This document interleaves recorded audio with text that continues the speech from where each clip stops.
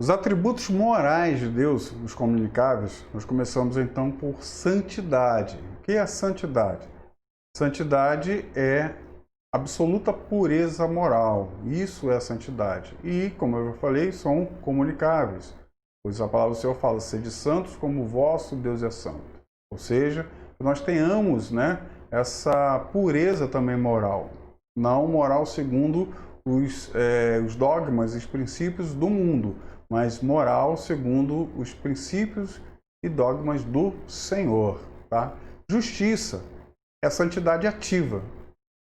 Então, justiça é a santidade em ação, porque dizer ser santo e não demonstrar essa santidade é uma santidade falsa. Tá? Então, a santidade, como que você demonstra essa santidade? Como você mostra essa santidade? A santidade se mostra através da justiça. Aí nós vamos lá para Efésios capítulo 6, a partir do versículo 10, falando da armadura de Deus sobre nós, certo? Então, os atributos comunicáveis de Deus é uma armadura sobre as nossas vidas. Então, nós temos o primeiro, o cinturão da verdade, ou falando do cinturão da santidade. Nós temos a couraça da justiça, tá bom? Então, por aí nós começamos a entender esses atributos morais de Deus. Então, justiça é a santidade ativa, a santidade em ação, é o zelo pela moral. Assim, ela se manifesta no seu trato com as suas criaturas. Ok? Então, a justiça de Deus, ele é colocado em ação através do trato dele. E a justiça é algo muito interessante, pois a justiça, ela não no caso de Deus, é sempre boa. Sempre boa. E o Senhor, ele é perfeitamente justo. Sendo assim, tudo aquilo que plantamos, nós colhemos. Mas o nosso Deus, ele é especialista em abençoar os seus filhos.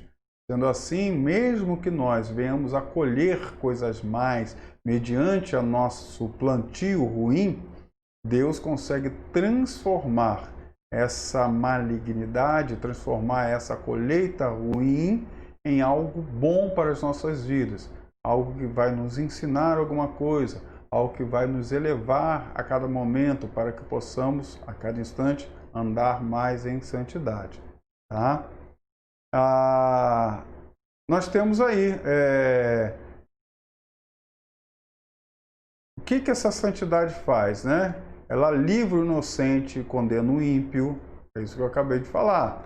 Ela perdoa o penitente, ela castiga e julga o seu povo, ela salva o seu povo, ela faz triunfar os seus servos.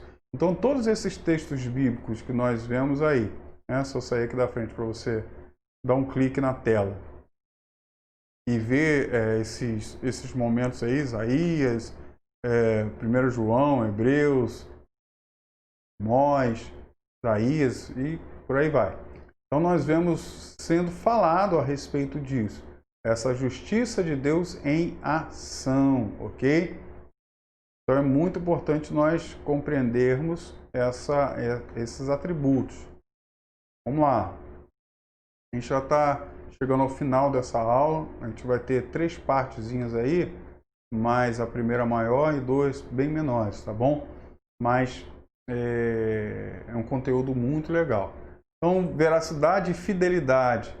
Então, outro atributo de Deus, mas este é comunicável. Nós temos a bondade. Então, quando Jesus disse que ninguém é bom, senão um só que é Deus, ele se referia ao sentido absoluto e metafísico da bondade, que é o sumo bem, tá? Nesse sentido, que Jesus Cristo fala. Não significa que só porque Jesus Cristo falou que nenhum homem é bom, a gente vai chutar o balde e ser mal. Não é nesse sentido. O que ele está falando do supremo bem, do bem que só Deus tem. É claro, queridos, que como a gente está falando que esses atributos são comunicáveis, significa que Deus é santo e nós também podemos ser santos. Mas nunca o seremos conforme Deus o é. Tá? Deus, ele tem a santidade é plena, a justiça é plena, a bondade é plena. nós não conseguimos chegar a este nível, ao nível de Deus, mas temos que percorrer e buscar este entendimento, tá? Essa vida é a busca de todo cristão. Lembra do fruto do Espírito? É exatamente isso. Então, os atributos comunicáveis nada mais são do que o fruto do Espírito que agora habita em nós. O Espírito Santo habita em nós. Então, a cada dia, queridos, que nós, como uma fruta mesmo, uma árvore, vamos imaginar uma tangerina.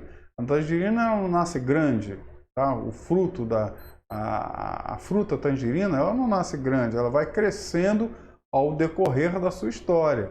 E da mesma forma somos nós. Então, esse fruto que está em nós, o Espírito Santo está em nós, e a cada dia que deixamos mais o Espírito Santo moldar, formar o nosso caráter, esse fruto ele vai crescendo. Ele vai crescendo. Então, a cada momento nós teremos mais bondade, teremos mais paciência, teremos mais domínio próprio. Então, conforme esse fruto ele vai crescendo, nós também vamos ter esses atributos divinos comunicáveis crescendo em nós. Nunca chegaremos à estatura de Deus, nunca chegaremos ao nível divino. Isso é óbvio, eu creio que você entenda isso. Mas buscar essa santidade, buscar a plenitude desse fruto sempre deve ser o nosso dia a dia, sempre deve ser aquilo que o nosso foco de vida, ok? O nosso foco de vida sempre deve ser esse. Então nós temos outros atributos, né? Já falando aí do fruto do Espírito, nós temos aí a misericórdia, é a bondade de Deus agindo em favor dos miseráveis espirituais e provendo o seu alívio. A misericórdia de Deus é a causa de não sermos consumidos. Então, na realidade, se nós podemos dizer que Deus é bom, a misericórdia de Deus é a bondade, o amor do Senhor em ação. Tá? É Deus colocando esse amor em ação, tá? Longanimidade, ligada à bondade, à misericórdia, é o atributo pelo qual Deus torna-se tardio em julgar e condenar o ímpio. Então, longanimidade é paciência. Então, Deus é extremamente paciente. O seu amor, tá? A sua bondade, a sua misericórdia, ele vai sendo longânimo. Ele vai, a cada dia, a cada momento, sendo tardio em nos julgar, ao ponto de deixar-nos, né, colocar referência para nós venhamos a buscar a misericórdia, né, buscarmos, falarmos a respeito do nosso pecado, confessarmos os nossos pecados. E Deus, então, ele é paciente para esperar que tudo isso aconteça antes de aplicar o julgamento sobre nós. Mas é claro, é óbvio que, como já foi falado, aquilo que plantamos, nós colheremos. Nós colheremos sempre, tá? Sempre. E por último, para finalizar aí a nossa aula de hoje, nós falamos sobre o amor de Deus. E isso sim é algo que deve ser extremamente buscado por cada um de nós. O amor de Deus. O amor de Deus possui caráter eterno, ilimitado, imutável e inesgotável. Se nós pudermos falar a respeito de um atributo divino comunicável que deve ser buscado de forma constante mesmo, claro, todos devem ser buscados, mas o mais importante deles é o amor. É a razão pela qual Cristo morreu por nós, para fazer expiação pelos nossos pecados. É a fonte permanente de estimação, bondade e misericórdia. Os demais atributos decorrem do amor de Deus.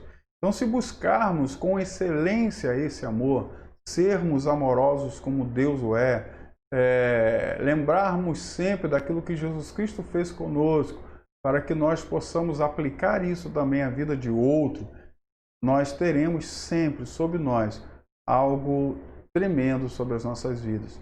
Nós veremos o agir de Deus de forma contundente, de forma muito grande, muito grande.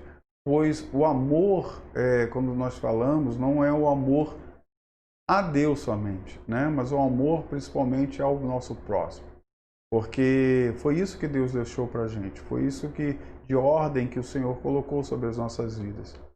Quando nós paramos para pensar a respeito disso, nós somos constrangidos, porque o Senhor ele deu uma palavra, nós vemos lá Jesus Cristo falando àqueles que o interrogaram, dizendo a respeito qual seria o maior mandamento. Jesus Cristo, numa tacada só, ele mata toda a palavra. Ele diz o seguinte: o primeiro mandamento é esse, né? O maior de todos: amar a Deus sobre todas as coisas e ao seu próximo como a ti mesmo. Né? Amar a Deus sobre todas as coisas, com todo o seu amor, com toda a sua força, com todo o seu entendimento. Isso é o primeiro mandamento. Mas ele diz: existe um outro que é tão grande quanto esse. Porque se o segundo não existir, o primeiro também não existe. Tá? Então, o segundo é: ame ao seu próximo como a ti mesmo. E ele continua dizendo: nisto está resumido toda a palavra. Nisso está resumido os profetas, Moisés e os profetas. Tá? Então, nós temos que entender que Deus ele colocou isso dentro do nosso coração, dentro da nossa vida, como ordem para a gente. Então, se nós formos olhar dentro dessa fala de Jesus Cristo, nós podemos entender que o primeiro mandamento é amar a Deus, o segundo mandamento é amar o nosso próximo. Ou seja, Deus em primeiro lugar, o nosso próximo em segundo lugar e eu sempre em terceiro lugar. Então essa seria a máxima que Deus colocou para nós. E infelizmente existem muitos homens querendo chegar em primeiro lugar. Existem muitos homens que pode até colocar Deus acima de tudo, mas chegam sempre em segundo lugar. Mas o que Jesus Cristo disse não foi isso. Deus em primeiro, nosso próximo em segundo e eu em terceiro. Tá? Essa é a máxima da palavra do Senhor, essa é a máxima que nós devemos estar seguindo, devemos estar buscando constantemente sobre as nossas vidas. Às vezes perdemos nosso tempo fazendo tanta coisa, tanta alvo que nós temos, e esse alvo ele não confere a nós aquilo que o Senhor realmente deseja. Porque quando chegarmos lá no Bema, no grande tribunal de Cristo, esse tribunal não vai julgar, não vai nos julgar se vamos para o céu ou para o inferno, não. O julgamento já foi feito. Tá? Se chegamos ao Bema é porque já estamos nos céus. Lá serão julgadas as nossas obras. Então, a palavra do Senhor declara que existem dois tipos de obra. Tá? Obras de ouro, prata e pedras preciosas. Obra de madeira, palha e feno. Então tudo isso será lançado ao fogo, e o que permanecer será feita a nossa coroa. Então nós começamos a ver que a madeira, palha e feno, com certeza quando lançada ao fogo, elas serão destruídas, tá? Será apagadas, será cancelado, ok? Vai virar cinzas. E quais são essas obras de madeira, palha e feno? São as obras que nós fizemos para nós mesmos. Mesmo que talvez seja em nome de Deus, mesmo que talvez seja aparentemente para o reino, ela foi para nós mesmos, ok? Ela não foi para Deus. Foi para nos engrandecer, foi para juntarmos tesouros nos céus, foi para isso. Tá? Se nós fizemos para isso, a gente fez algo que não contribuiu em nada para as nossas vidas celestiais, para a nossa vida lá nos céus, ok? Mas somente as obras que nós fizemos, que realmente foi para o reino. Isso é tão bonito que nós vemos lá no Apocalipse, depois de todo mundo ser galardoado, todo mundo ser dado as suas coroas, porque todos nós receberemos uma coroa. E essa coroa, é interessante que ela fala de uma obra única que na verdade não foi nossa, foi de Cristo. Essa obra é a salvação. Quando nós fomos salvos, nós já ganhamos uma coroa. Okay? E mesmo que tudo aquilo que nós fizermos foi não olhando para Deus, mas olhando para nós, ficará a coroa da salvação. E o mais bonito, quando chegarmos lá em cima, nós vamos compreender isso de uma forma tão intensa. E quando Jesus Cristo entrar, depois de todos nós galardoados, todos nós com as nossas coroas, todos nós iremos retirar essa coroa e depositar aos pés do Senhor Jesus Cristo, dizendo: eu não sou digno, essa coroa não é minha, essa coroa não pertence a mim, essa coroa pertence ao Senhor.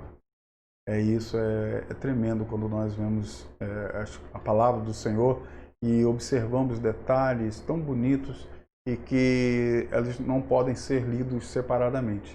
Eles têm que ser lidos num contexto geral, ok? Então é isso que nós estamos fazendo. Então siga essa palavra. Semana que vem, né, a gente vai estar colocando outra aula aí para você, finalizando esse curso, né, essa disciplina que é a Teologia Sistemática 1. Fico ainda no aguardo, né, de vocês, dos seus trabalhos, tá bom? Então até semana que vem. Bons estudos, continue buscando constantemente a intimidade com Deus. E Deus a cada momento irá revelar a você os desejos do seu coração. Amém, queridos? Deus te abençoe. Vá em paz, bons estudos e que o Senhor permaneça contigo.